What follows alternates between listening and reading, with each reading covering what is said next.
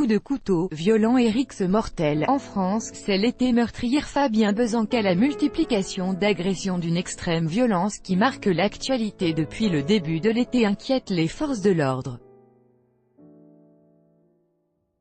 L'année dernière, les vols avec armes ont baissé, pas les coups et blessures volontaires. La société française devient-elle de plus en plus violente? Des policiers se sont confiés à Sputnik.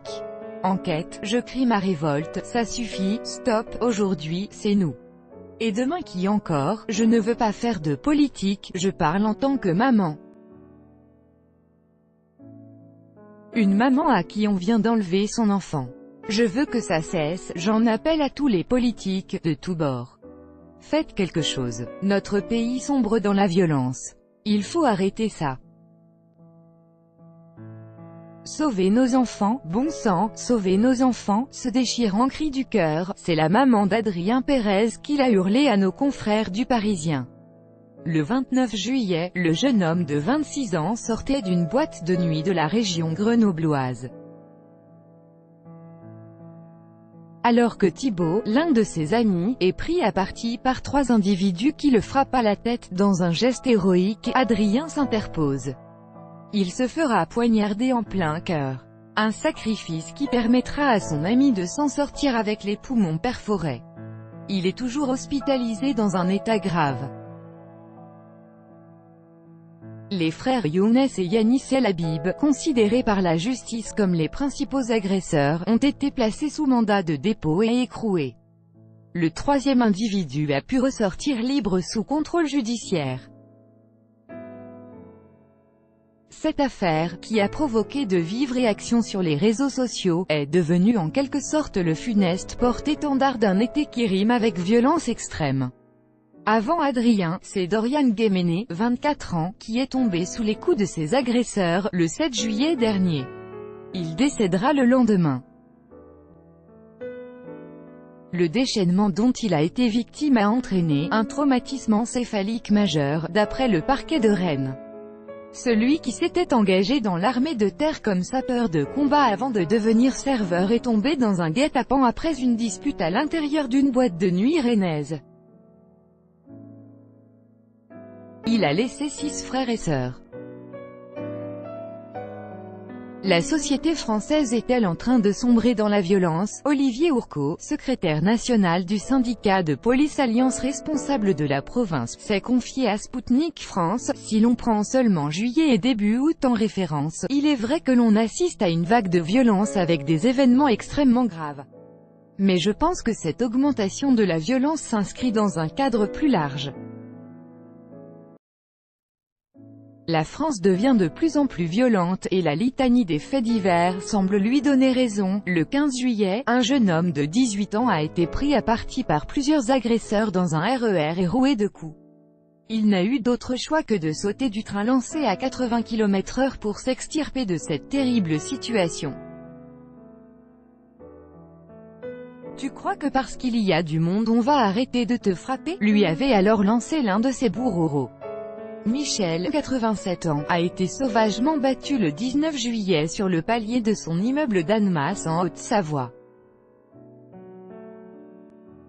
Les coups ont été si violents que l'octogénaire en a eu les vertèbres brisées. Son portefeuille avait disparu, de même que le pauvre homme, après 10 jours d'agonie à l'hôpital, veillé par son épouse.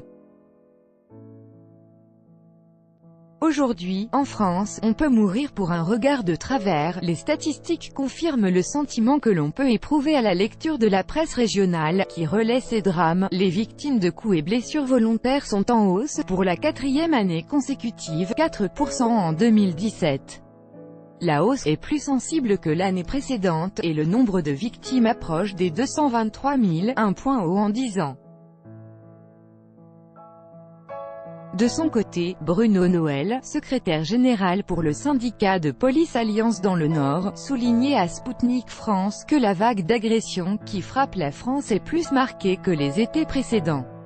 Une vague plus marquée, car plus violente, avec plus de morts et de blessés graves. Dans la nuit du 4 au 5 août à Grenoble, quelques jours après le meurtre d'Adrien, un homme de 27 ans a été grièvement blessé à l'arme blanche dans un parc de la ville. La même nuit, à Rennes, un homme de 28 ans se rendait chez son ami à vélo. D'après des témoins, il a été attaqué par 6 individus qui ont crevé les pneus de son engin avant de le molester et de le frapper de 2 coups de couteau dans le dos et au mollet. La nuit du 5 août a été particulièrement active sur le front de la violence dans l'Hexagone. À Brest, un agresseur muni de couteau a semé la terreur à la sortie d'une boîte de nuit de la ville. Avant d'être interpellé, il aurait blessé 2 personnes. Même date, différentes villes. Nous sommes cette fois au château d'Olonne. Les policiers ont pris en charge 3 personnes qui leur assurent avoir été victimes de coups de couteau. Les assaillants ont également mis le feu à leur véhicule, selon les plaignants. 2 individus ont été placés en garde à vue. Un individu qui va croiser malencontreusement le regard de quelqu'un qui va s'estimer défié est susceptible de se retrouver pris dans une bagarre qui peut se terminer par la mort. Aujourd'hui, en France, on peut mourir pour un regard de travers, commente Olivier Ourcault. C'est ce qui est arrivé le 6 août, à Jamie, en Meurthe-et-Moselle, à ce trentenaire qui a trouvé la mort. Il s'était mis en quête d'un homme qui avait agressé l'une de ses amies pour une cigarette. Un coup de couteau dans la jugulaire a finalement eu raison de lui. Dans la nuit du 6 au 7 août, une habitante de Margency, dans le Val-d'Oise, est sortie se plaindre du vacarme causé par 6 jeunes alcoolisés. Elle est frappée avec un tesson de bouteille. Son mari, qui s'est interposé, est roué de coups. 3 jeunes de 17 ans seront arrêtés et le pauvre couple âgé d'une trentaine d'années finira sa nuit à l'hôpital. Pourquoi? Loïc Lecouplier, secrétaire national adjoint à Paris pour le syndicat Alliance, va dans le même sens que son collègue. Il a fait profiter Spoutnik France de son expérience en la matière. La rixe va démarrer sur un motif futile, un regard, une bousculade. Très vite, ça peut déraper. L'un va sortir un couteau, ou aller le chercher dans sa voiture ou saisir un tesson de bouteille. Vous savez, une arme par destination, ça se trouve très facilement. Avant, cela s'arrêtait le plus souvent au coup de poing. Aujourd'hui les armes sortent très vite, la violence est débridée, brutale, il poursuit, on voit des gens sortir des manches de pioche à la suite de banals accidents de la route, des vols avec armes en baisse, des coups et blessures en hausse. Cette ignoble liste, est loin d'être exhaustive, rassemble des affaires qui n'ont rien à voir avec les règlements de compte mafieux. La violence liée au milieu criminel a toujours existé. Mais plus que de sommaires exécutions à la Kalachnikov dans les quartiers nord de Marseille, il s'agit, pour la plupart de ces drames, de rixes aux motifs futiles, dont certaines à l'issue fatale. Le syndrome France-Orange mécanique. En effet, au-delà des coups et blessures déjà évoqués, les statistiques semblent confirmer cet « ensauvagement », pour reprendre un mot souvent employé par la droite dure. Si l'on en croit le premier bilan publié par le ministère de l'Intérieur le 24 janvier dernier, les homicides sont restés, en nombre relativement élevé, en 2017. Les forces de l'ordre en ont enregistré 825 en métropole. C'est moins qu'en 2016, 892, mais si l'on prend le chiffre hors victimes des attentats, le nombre de meurtres a de nouveau augmenté en 2017, 2%. Concernant les violences sexuelles, d'après le rapport d'enquête « Cadre de vie et sécurité » 2017, en moyenne chaque année entre 2012 et 2016, 0,4% des personnes âgées de 18 à 75 ans, soit environ 158 000 personnes, ont déclaré avoir été victimes de violences sexuelles de la part d'une ou plusieurs personnes, ne vivant pas avec elles au moment de l'enquête. Celle-ci note que, sur la période précédente, entre 2007 et 2011, cette proportion n'est pas significativement différente. Le nombre de vols avec arme est lui en baisse, moins 3%. Une baisse pourtant bien moins spectaculaire que celle des années précédentes. En effet, ils avaient chuté de 12% en 2016 et de 14% en 2015. Agression avec ou sans arme, homicide ou viol. Pour Bruno Noël, il n'y a pas d'agresseur type, même si les plus violents sont en général des délinquants multirécidivistes, ce sont des groupes qui tombent sur un individu et qui lui demandent s'il a du feu, de l'argent, une cigarette. Quel que soit le résultat, ils peuvent finir par le rouer de coups. Il n'y a pas forcément de profil type. C'est un peu comme les casseurs que l'on voit dans les manifs qui, quand vous les prenez seuls, sont monsieur tout le monde. Puis une fois en groupe, dans un contexte particulier, ils sont capables de totalement se déchaîner. Cependant, ceux qui en arrivent à des actes hyper violents ont pour la plupart un casier judiciaire déjà bien fourni et des antécédents. Un jeune couple devrait avoir peur de sortir la nuit en France. Pour les professionnels interrogés par Spoutnik France, l'abus d'alcool et de drogue joue un rôle majeur dans l'augmentation des violences. L'alcool et les drogues sont un véritable problème. Beaucoup d'agressions sont liées à leur consommation, souligne Olivier Ourcault. Les gens sont de plus en plus alcoolisés avec des mélanges détonnants, drogues incluses. C'est devenu tellement banal que l'on n'en parle presque plus. C'est rentré dans les mœurs de sortir le week-end avec son coffre chargé de bouteilles. Évidemment, avec le manque de contrôle et de maîtrise que ça induit, on arrive à des drames quand les esprits s'échauffent. Certaines bandes de jeunes, après avoir bu à outrance, se mettent en quête de bagarre. Il suffit qu'ils croisent un homme, une femme, un couple et on peut vite arriver à des drames. Cela peut concerner tout le monde, analyse tristement Bruno Noël. Effectivement, le profil type des victimes est extrêmement difficile à établir. Tout le monde semble être potentiellement une cible. Le 20 juillet, à Châtelet, en plein cœur de Paris, une bande a fait régner la terreur durant plusieurs heures. Une femme a été violée après avoir été contrainte de retirer de l'argent à un distributeur. Son tortionnaire l'a obligée à lui pratiquer une fellation. Dans le même temps, un homme a perdu connaissance et a été dépouillé après avoir reçu un coup sur la tête. Un couple a violemment été pris à partir par plusieurs individus. L'homme s'est fait subtiliser sa carte bleue et son téléphone alors que sa compagne a été légèrement blessée. Un policier sera même attaqué par l'un des protagonistes de cette razzia en plein centre de la capitale. En 2018, en France, est-il risqué de se balader la nuit? Fort heureusement, ce qui s'est passé à Châtelet récemment n'arrive pas tous les jours. Mais ça peut arriver. Il suffit que vous tombiez sur une bande de voyous qui ont décidé de faire une razzia. Vous avez aussi beaucoup de tourisme, ce qui attire la délinquance.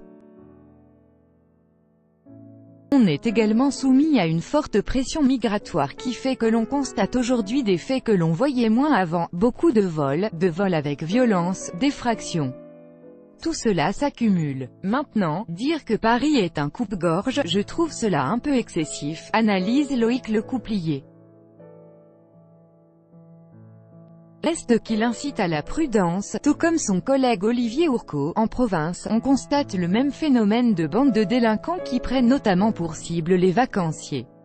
Sur les stations balnéaires du sud-ouest par exemple, vous avez de véritables systèmes qui s'organisent pour agresser ou dépouiller les touristes et les locaux.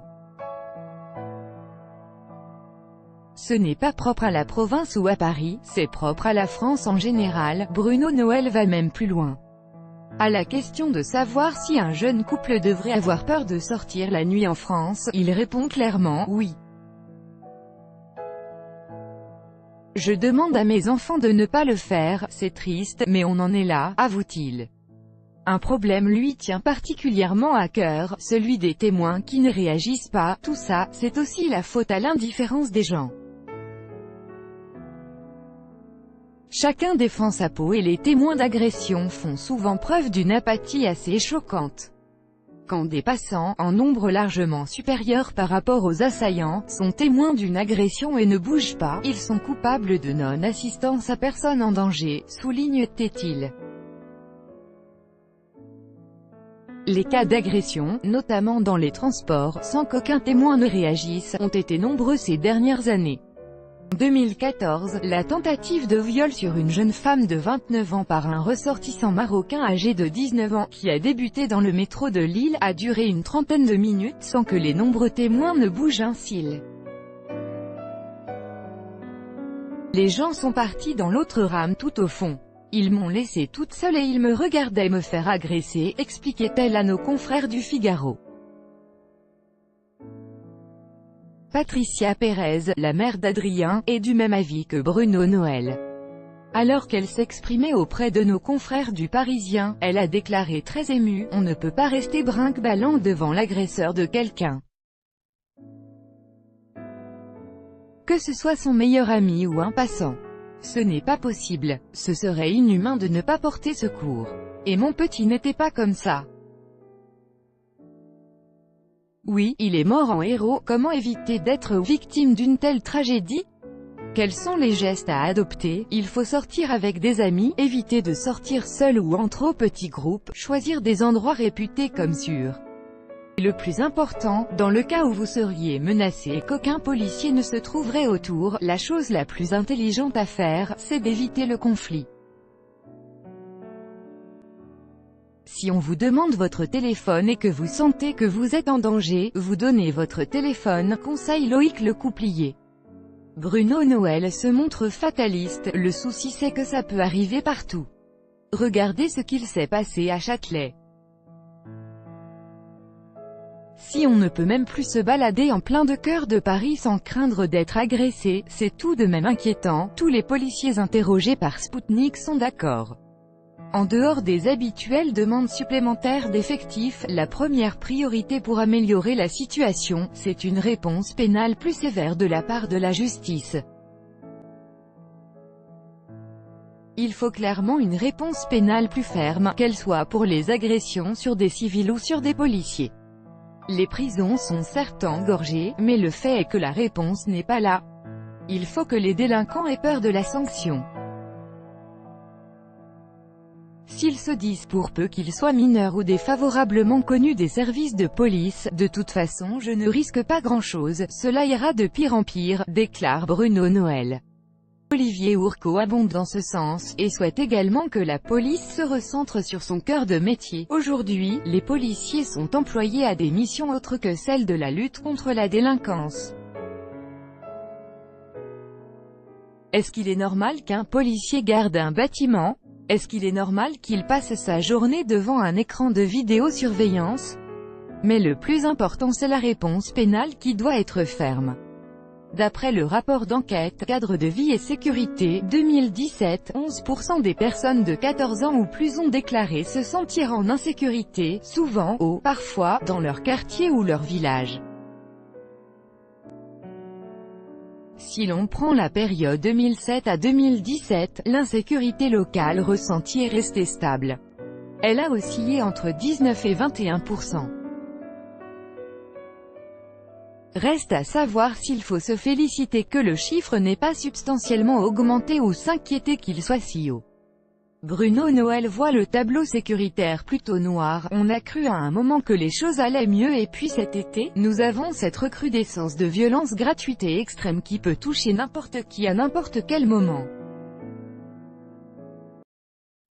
C'est très inquiétant.